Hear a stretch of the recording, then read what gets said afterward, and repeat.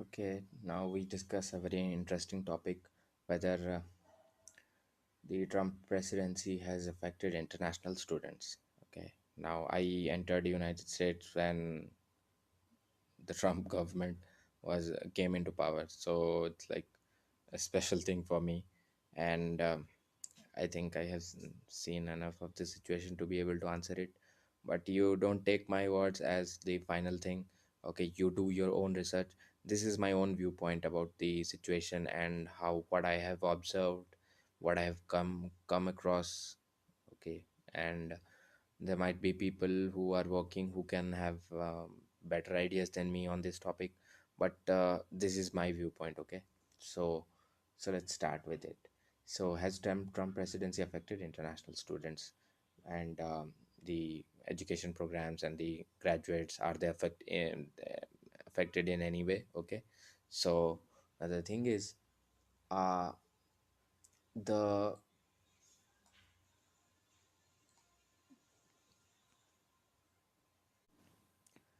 the decline in admission is very less, or we can say that it is normal.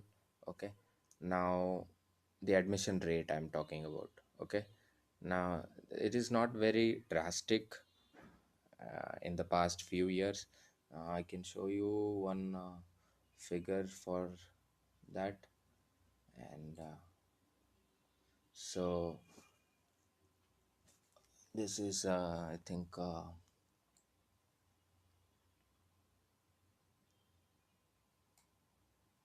this is for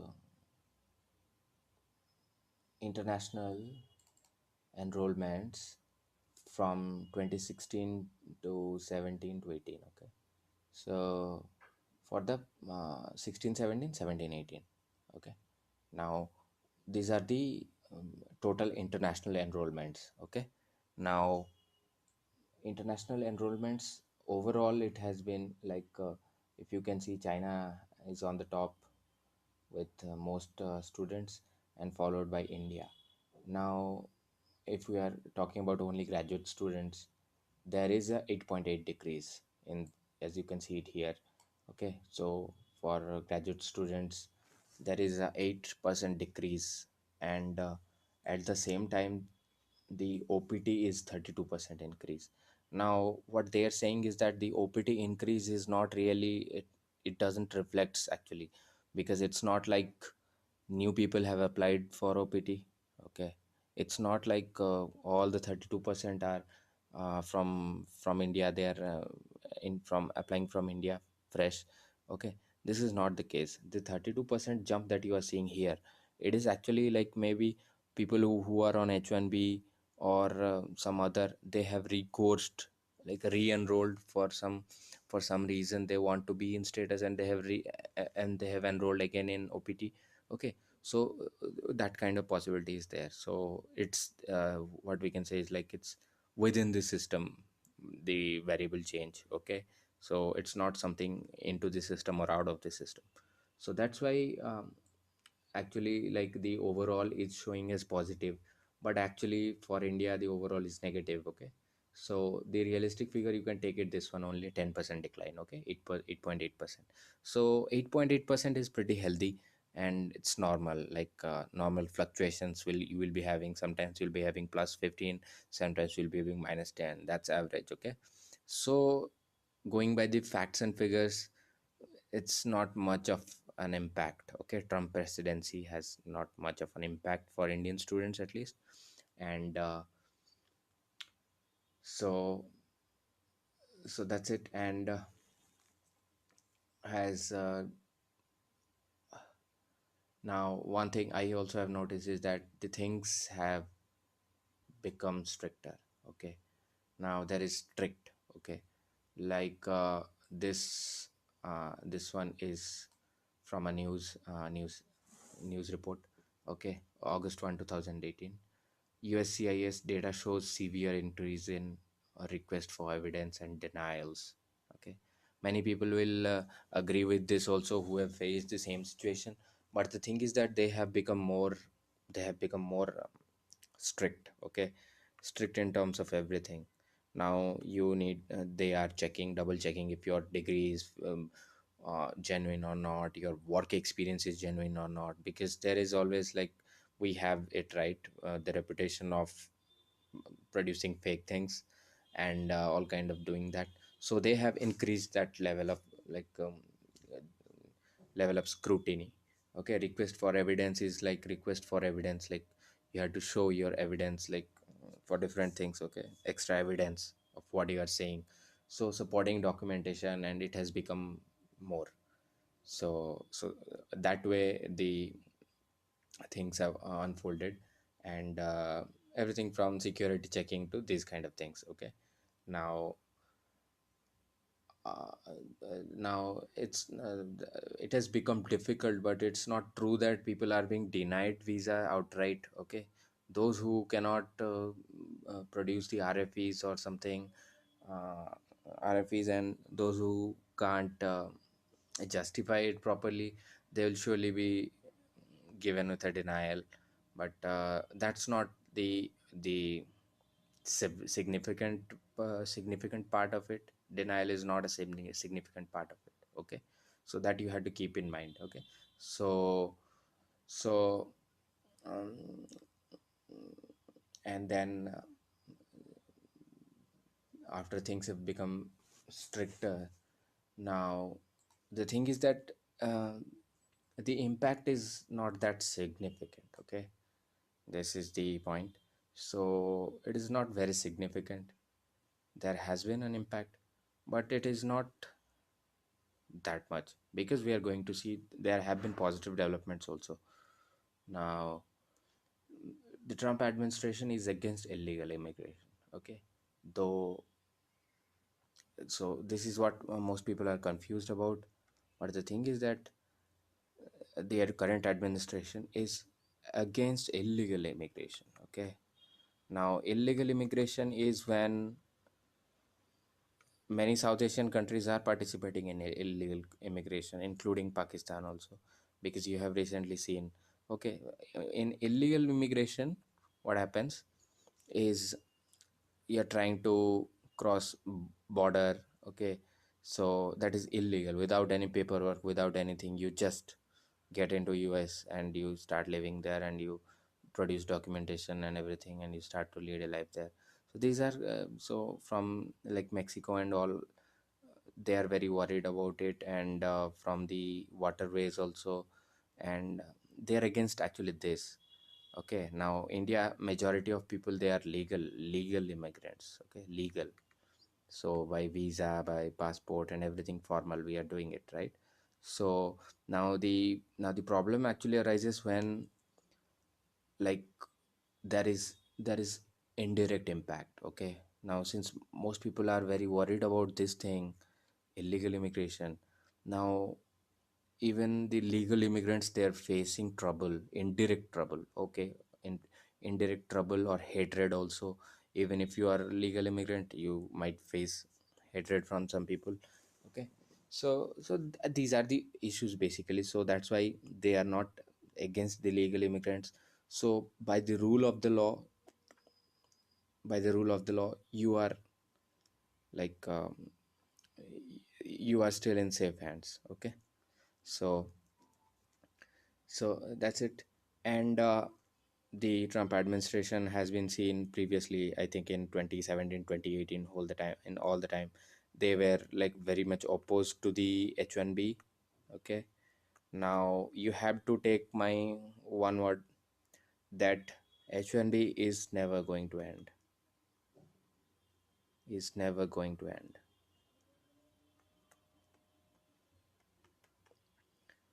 The process might change in years to come or anything, but this visa, they need it. Okay, they are not going to end this. Okay, why? Now someone will ask why they are not going to end this. Because their industry needs people.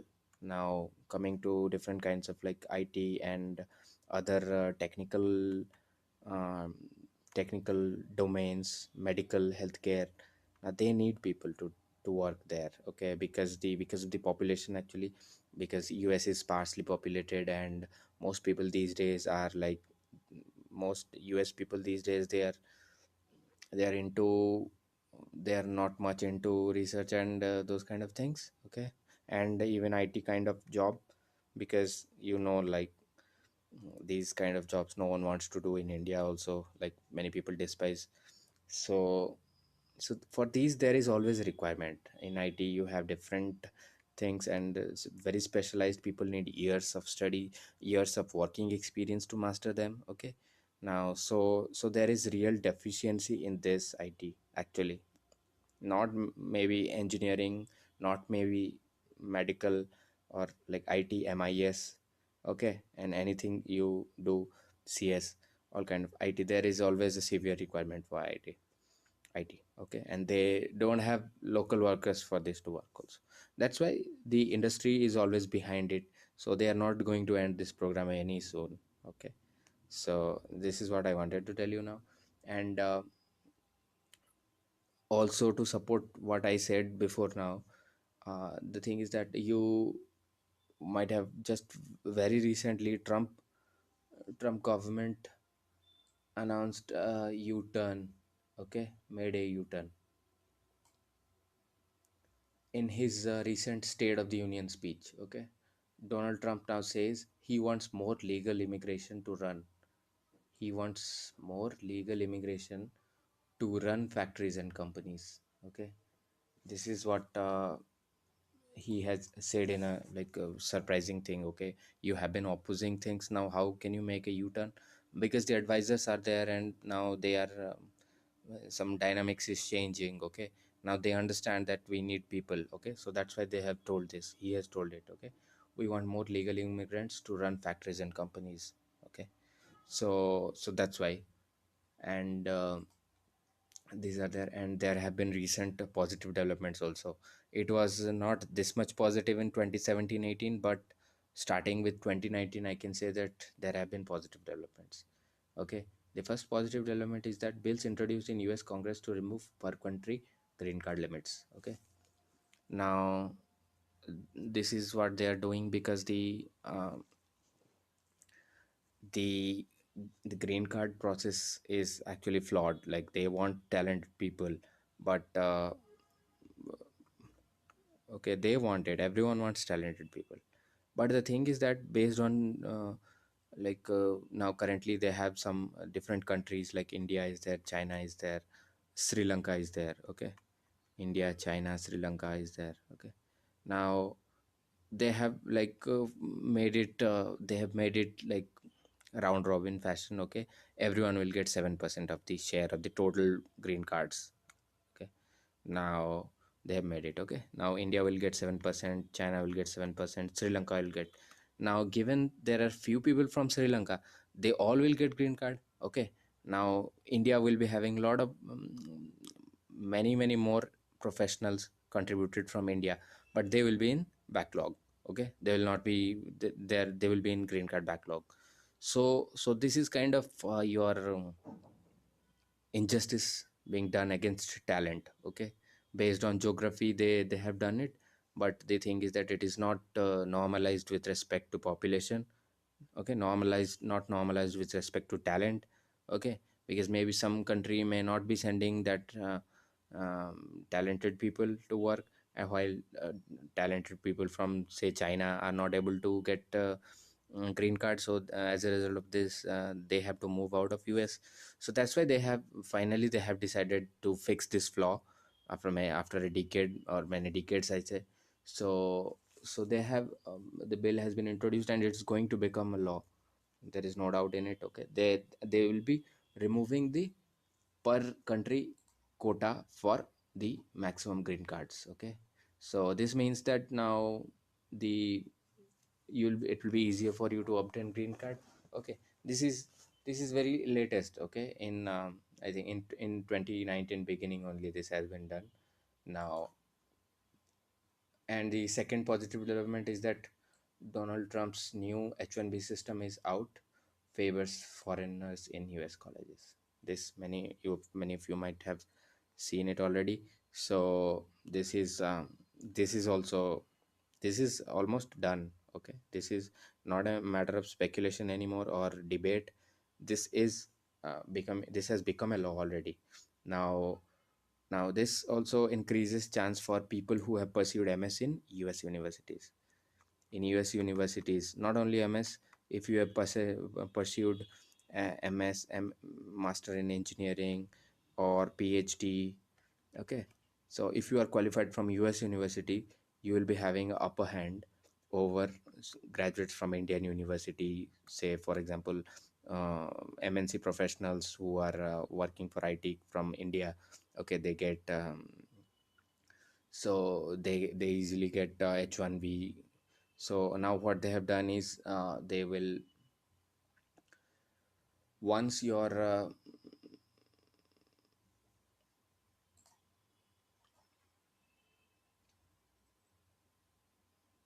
when there is excess demand. Okay, so let's say in US there is excess demand for graduates to work in during say 2020.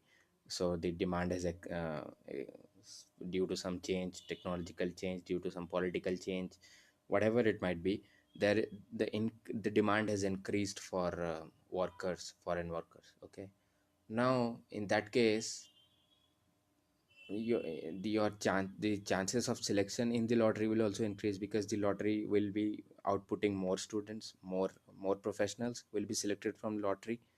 Now in that case, when excess H1B is required, now these people will be favored. Okay, so they will have a greater chance to get H1B.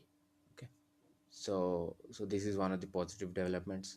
And some other developments are going on actually.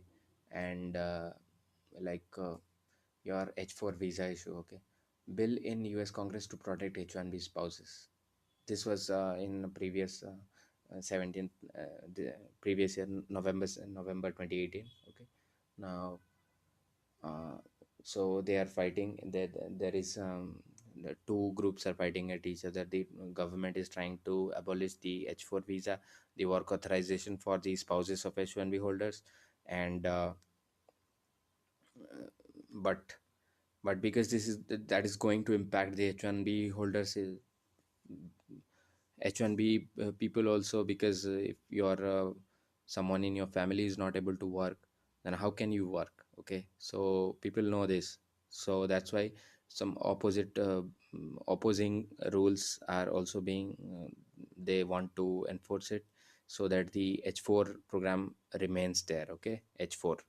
So H4 is granted for people, for wives of immediate members. Okay, wives of H1B holders. Okay, so they can also work in US, because um, it is required that two-person in the family work so as to meet the ends. That's why, keeping that in mind, this is not a luxury, this is a very much requirement in US. Okay, so keeping in mind of this.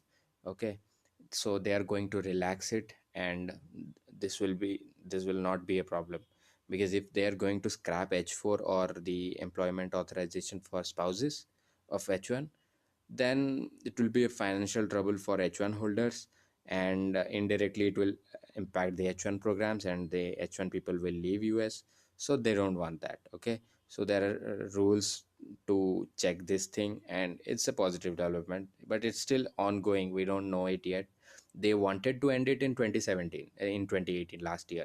Okay, they told it, but you see, for example, it has not been done away with till now in February. Okay, so the possibility is that they will have some workaround for this, they might change the process, and so this will not be a problem. Okay, now these are some of the aspects I wanted to discuss.